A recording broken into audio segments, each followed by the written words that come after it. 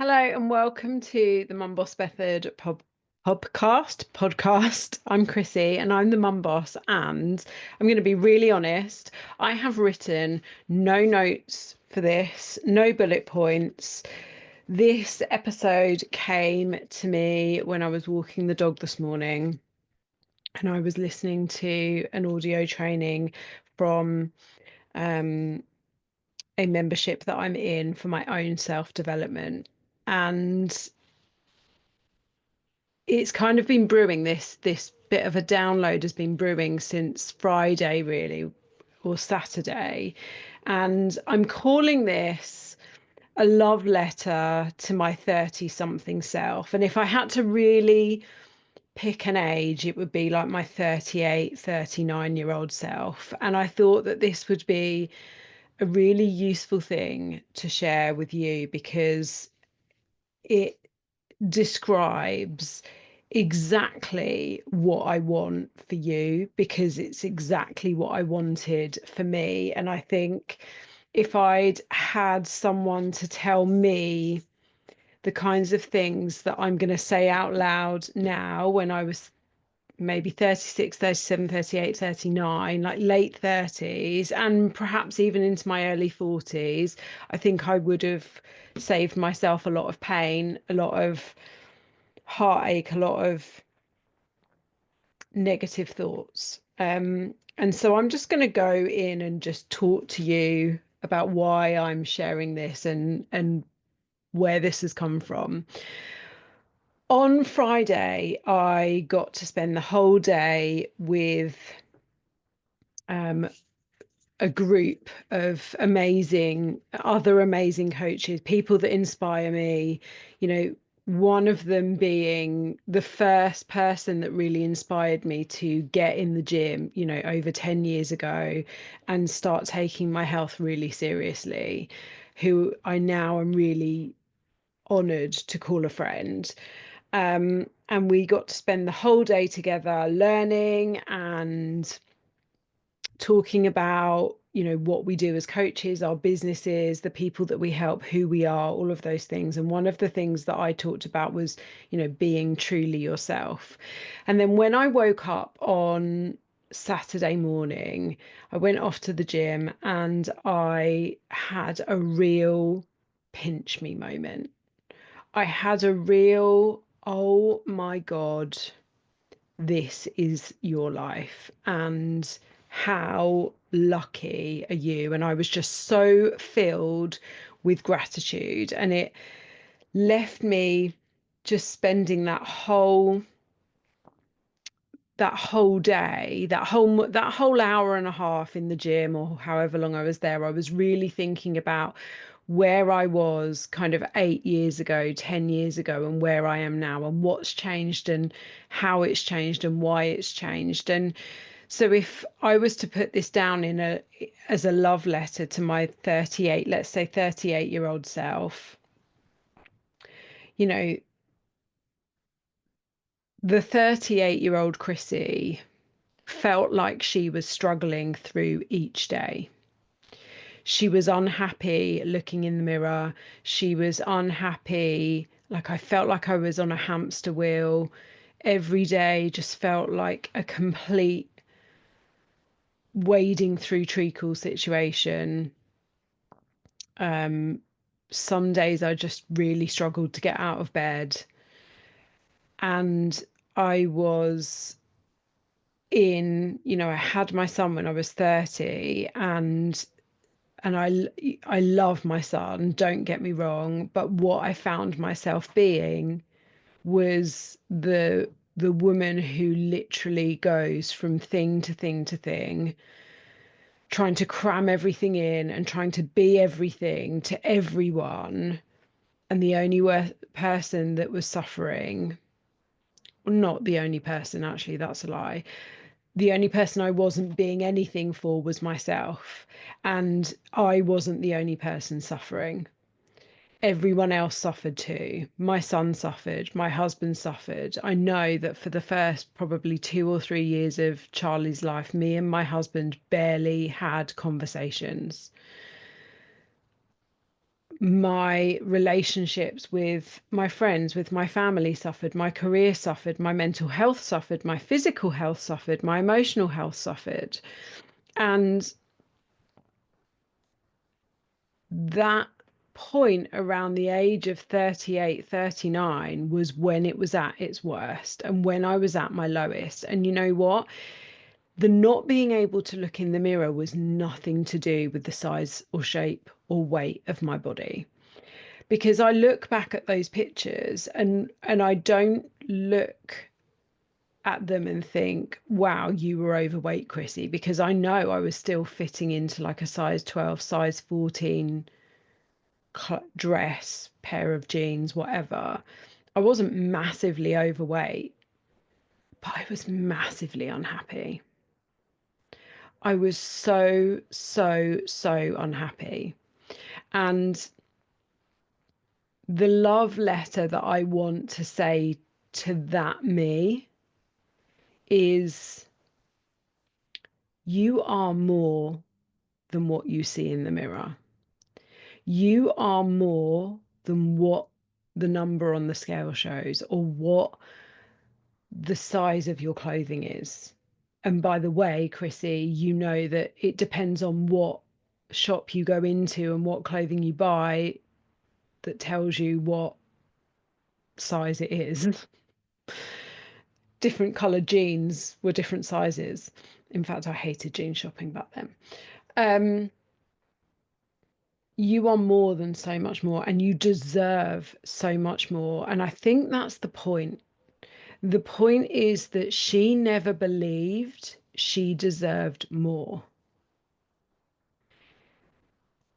And she never felt enough. And so I want to tell her that she absolutely does deserve more. And she absolutely is enough just as she is. She doesn't need to change the person that she is. But what she does need to change is the love and respect and care and kindness that she shows herself, because she shows that to everyone else when she can. And there's a bit of duality there, right? Because I put everyone else first and didn't put myself first, and I suffered, but so did they. And I thought I was doing the right thing by putting everyone else first and pushing them up the priority list. But actually I was never really giving my whole self to everyone. And so, you know, Charlie would get a bit of me while I was, you know, trying to catch up on my corporate job, what I'd missed in my corporate job, because I'd picked him up from nursery. And so I'd have, to begin with, my BlackBerry and then my work phone out, you know, messaging him. I made excuses for myself all the time, you know, excuses of why I couldn't get up and look after my physical health, excuses as to why I couldn't pour into my cup, excuses as to why I couldn't go to the gym, excuses as to why I could sit up later than I knew I really should because I deserved a bit of downtime, and that downtime was watching crap on TV. I told myself I deserved this bar of chocolate because I'd made it through the day. I told myself I deserved these countless bottles of wine because I've been good all week and it's been a tough one. And this is the way I relax. I made excuses. I told myself lies. And none of that was because I was a bad person. None of that was because I was a bad mum, a bad wife, a bad sister, a bad daughter, a bad friend, a bad colleague, a bad employee. It was all because I was putting my time and my focus into the wrong places. But most of all, it was because I did not believe that I deserved more. I did not believe I was made for more. And this real what is life moment came on Saturday when I realized I am a business owner. I am running my own business. Me, who spent a lot of her adult life saying she wasn't really capable of doing anything much because she didn't go to university and she didn't even get A levels, and she wasn't very good at school, and she came from a council estate in Boreham Wood, and everyone around her at school, lived in big houses and, went to town on Saturdays and spent loads of money on makeup, and she didn't, and things like that. And here I am 5 years into running my own business, owning my own business, where I get to coach amazing, beautiful, gorgeous people, women, and help them to have the lives they want. And not only that, it's not just that. I get to help other coaches to be better at being coaches and reach more people. And so I'm there indirectly touching the lives of their clients. And I'm honored to be invited into people's life to help them. I'm so grateful for that. I'm so touched by that. I'm so grateful I can share my knowledge with the world. I'm so grateful I have the people around me that I do, that support me unconditionally. And all of that was because there was a point where, when I realized I was going through something more than depression and anxiety, and I realized that my hormones were making life difficult for me, and I realized that if I really wanted to be different and be the woman I knew I was put here to be, I needed to do something differently in my life. And the first part of that, it wasn't about deciding I was going to go to the gym and stick to the gym. It wasn't about deciding I was going to change my diet. It wasn't about deciding I was going to start like limiting how much alcohol I was drinking and getting to bed on time. It wasn't about that. Yes, those things helped, but the catalyst, the decision that I made is, I am not average. I was not put on this earth to be average. I was not put on this earth to settle and have an FML attitude towards life. I was not put on this earth to struggle through each day.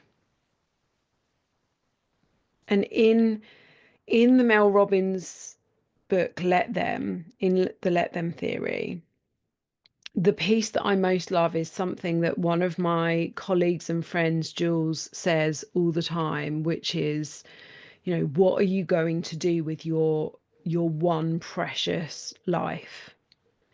And it was in that moment, and it's not until I had this like real realization on Saturday morning, it was in that moment that I decided it doesn't matter that I'm nearly 40. And it wouldn't have mattered if I was nearly 50, nearly 60, nearly 70.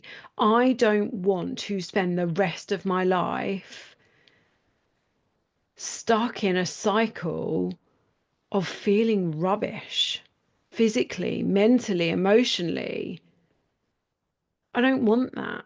I don't want to be average. I don't want to struggle. I want more for myself. I believe there is more for me. I believe I can do more. And I'm not saying this just from a career point of view. I'm talking about my whole life, the way I am being, the person I am being in my whole life stemmed from that moment. And I was sitting on the kitchen floor on the dog's bed crying. And I remember it so clearly that I just decided that things needed to be different. And because I decided I wanted more from my life and I wanted to give more to everyone and I wanted to have more, and this isn't just about material things. This isn't about what I see in the mirror, although I see someone completely different now. And that's not because my body shape has changed, but I see someone who is healthy and happy and glowing and excited for each day. Yeah, there are still tough days. Of course there are. Life wouldn't be life if it didn't life. But in that moment, I made a decision. I want more. I am more. I deserve more. I am worth more. And I guess I'm recording this and I'm sharing this with you because this is a love letter to that 30-something-year-old me, to tell her it's going to be okay. You are going to be more. You are going to get through this and you are going to love your life again. But it's also because I want to tell you that you can be more if you want to. And it doesn't matter what age you are. And it doesn't matter your starting point. You are enough as you are, but I want you to show yourself that you're enough. And they are two different things. I know that you're enough, but I don't think you show yourself that you're enough. And for my clients that are listening to this, know that I am in your corner. I am backing you 100% to help you to realize that you are here for more. This is so much more than the number that you stand on, the number you see when you stand on the scales. This is so much more than the clothing sizes you wear. This is so much more than ticking off your daily habits. This is ultimately about shifting your identity into believing in yourself and believing that you can do and be and have and feel and think and act in any way that you want to. So I'm thanking 38-year-old me for sitting on the kitchen floor, crying on the dog's bed. I'm thanking 30-something me who went through all of the difficult times because she is what got me here. I'm so grateful for my life, and I'm so grateful that I decided that enough was enough and that that decision was than so much bigger than just calories and protein and fruit and veg and workouts and steps and the scales and the clothing. And I don't even know if what I'm saying to you is making sense. I just know that I needed to speak on this and I needed to share what has been going round my head for the last 5 days. And I was just going to voice note it to myself, and I thought, no, this is a podcast. So I want more for you, and I want you to want more for you. And I think you already do. And if you want to know how I can help you have, be, do, think, act more, check out the links in the show notes because I would love to help you. And to my clients that are listening to this, I love you. Have a good day.